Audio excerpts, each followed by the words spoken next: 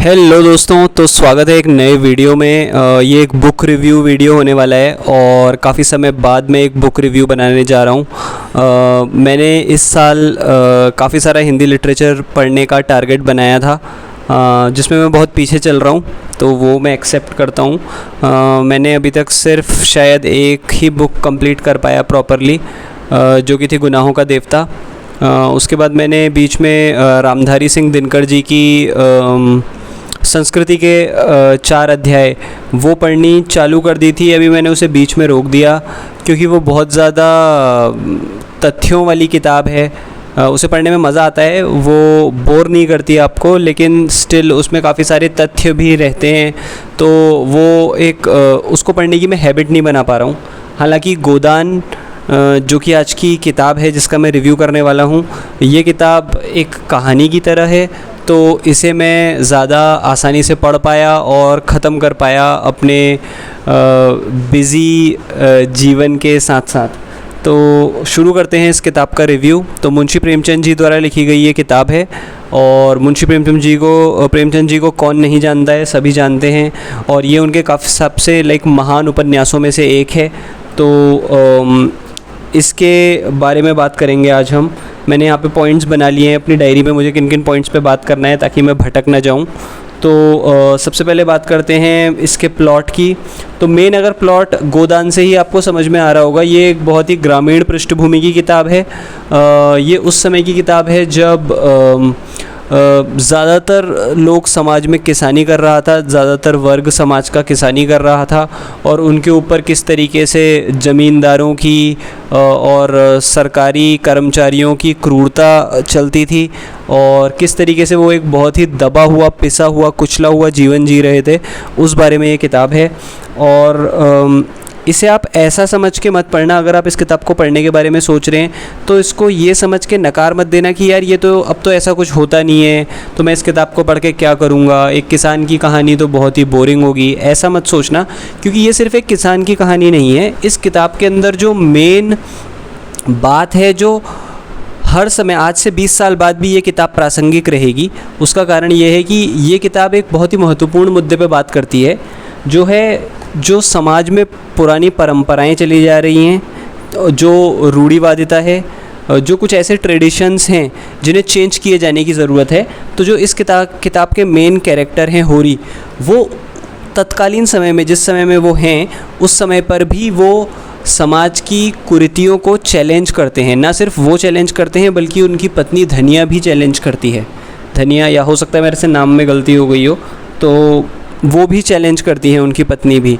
तो होरी जो हैं ये एक किसान हैं, और काफ़ी ज़्यादा इनके ऊपर, जैसे कि उस समय के किसानों के ऊपर होता था दबाव ज़मींदारों का, और कर्ज़ पे लेके काफ़ी ज़्यादा कर्ज़ के तले दबे हुए थे किसान उस समय के। और जात पात उस समय पे कितना ज़्यादा प्रचंड था। आज के समय में भी जब आप इस किताब को पढ़ते हैं तो आपको रियलाइज़ होता है कि जात पात अभी भी देश में है, ऐसा नहीं है कि चला गया है पूर्ण रूप से।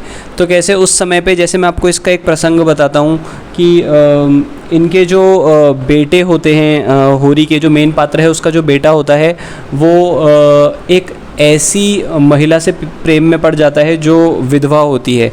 और उस समय पे ये सब चीज़ें बहुत ज़्यादा टाबू थी, या बोला जाए बहुत ज़्यादा लोग इनको अलग नज़र से देखते थे, अच्छे बुरे की नज़र से, कि आप एक विधवा औरत से शादी कैसे कर सकते हैं। और अगर कोई औरत विधवा हो जाती थी तो उसका जीवन ही ख़त्म माना जाता था एक तरीके से, कि अब उसके जीवन में कुछ नहीं है। तो होरी का बेटा शादी करता है, और शादी करने के बाद होरी उन दोनों को अपने घर में एक्सेप्ट करता है, जबकि पूरा गाँव उन पे थू थू कर रहा है। और उसी तरीके से एक और प्रसंग है जब एक छोटी जात की लड़की एक ब्राह्मण व्यक्ति के साथ प्रेम में पड़ जाती है, और ब्राह्मण व्यक्ति उस औरत को इस्तेमाल करने के बाद उसे एक तरीके से त्याग देता है, अपनाना नहीं चाहता है। और उस समय पे जब उस लड़की के स्वयं के घर वाले उसे छोड़ देते हैं, तब होरी उसे अपने घर में पनाह देता है, पूरे गांव वालों से अपने रिश्ते को ताक पे रख के।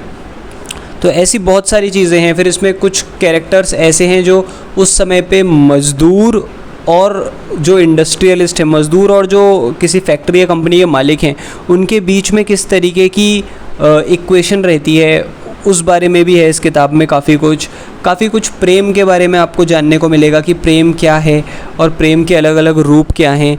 तो आप इसे ऐसा बिल्कुल भी मत समझना इस किताब को कि ये बहुत पुरानी किताब है। हाँ, लेकिन ये किताब कुछ लोगों को बोरिंग लग सकती है। अब ये किन लोगों को बोरिंग लग सकती है मैं आपको बताता हूँ। जो बहुत ज़्यादा रील देखते हैं इंस्टाग्राम पे, उनको ये किताब बोरिंग लग सकती है, क्योंकि ये किताब अपनी एक अलग पेस से चलती है, हर कैरेक्टर के अंदर घुसती है, उसे समझाती है, उस कैरेक्टर की मानसिकता क्या है वो समझाती है। तो इसलिए आपको ऐसा नहीं है कि इसमें तुरंत कुछ ना कुछ घटित होता जाएगा। ये अपने पेस पे चलती है, लेकिन बहुत सुंदर किताब है और ये हर समय में प्रासंगिक रहेगी, आज से 10-20 साल बाद भी। तो मैं यही कहना चाहूँगा। उसके अलावा हर कोई पढ़ सकता है। गोदान जो इसका मेन टाइटल है इस किताब का, वो गोदान का अर्थ दो तरीके से है। एक तो गोदान का अर्थ है कि डिग्निटी, आदमी की इज्जत, क्योंकि गांव में क्या होता है कि उस तत्कालीन समय में उस समय पे गाय को एक तरीके से आपका धन माना जाता था, कि जिसके पास गाय है उसके घर में खाने पीने की कमी नहीं होगी, क्योंकि गाय से जो भी हमें दुग्ध उत्पाद मिलेंगे उस सबसे परिवार का भरण पोषण होगा। हमेशा खेती एक जैसी नहीं रहती, तो गाय को एक धन धान्य का सिंबल माना जाता था। उसी तरीके से गाय का धार्मिक जो प्रचलन है वो ये था कि जब व्यक्ति की मृत्यु होती है तो आपको गोदान करना होता है, जो कि इस कहानी में भी होता है। जब होरी एक गाय लेके आता है, बड़ी मुश्किल से एक गाय लेके आता है और उसका भाई ही उस गाय को जहर दे के मार देता है और भाग जाता है। और उसके बाद होरी की दशा और भी ख़राब हो जाती है, उसके परिवार की दशा और भी ख़राब हो जाती है। और किस तरीके से जब अंत में उसकी मृत्यु होती है होरी की, तो जो पंडित होते हैं या जो गांव वाले होते हैं वो बोलते हैं कि अब गोदान करना पड़ेगा, लेकिन उनके पास गाय होती ही नहीं है। तो बहुत रुलाने वाली किताब भी है एक तरीके से अगर देखा जाए तो।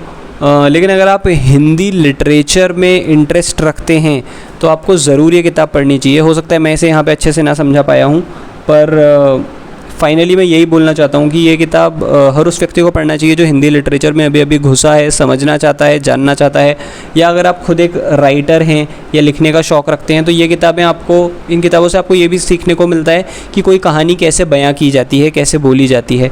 हर राइटर का अपना अपना स्टाइल होता है, एक ही राइटर के अलग अलग स्टाइल भी हो सकते हैं। तो वो सीखने के लिए भी ये किताब बहुत अच्छी है, क्योंकि ये क्लासिक है, मतलब ये क्लासिक है हिंदी लिटरेचर का। तो यही बोलना चाहूँगा। इसी के साथ इस बुक रिव्यू को समाप्त करते हैं। और अभी मैं रामधारी सिंह दिनकर जी की जो किताब चल रही है मेरी संस्कृति के 4 अध्याय, उसे ख़त्म करूँगा और उसे ख़त्म करने के बाद उसका रिव्यू भी बनाऊँगा। और मैं अपनी तरफ से कोशिश कर रहा हूँ कि मैं जितनी ज़्यादा हो सके पुस्तकें पढूँ और उनका रिव्यू लेके आऊँ। बस यही बोलूँगा। धन्यवाद।